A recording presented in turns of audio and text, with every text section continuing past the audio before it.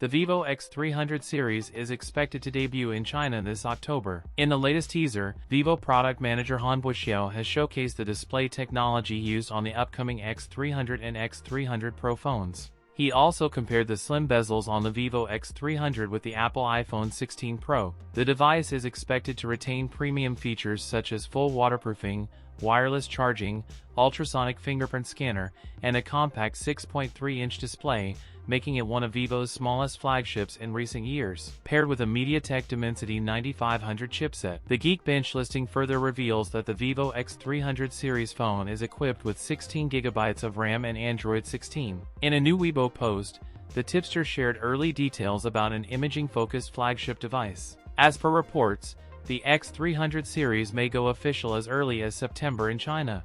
Vivo flagship phone will have a 200-megapixel main camera, a 50-megapixel ultra-wide lens, and a 50-megapixel IMX882 telephoto camera with 3x optical zoom. That's it for today's video. If you enjoyed it, don't forget to like, comment, and subscribe for more content. Thanks for watching, and I'll see you in the next one.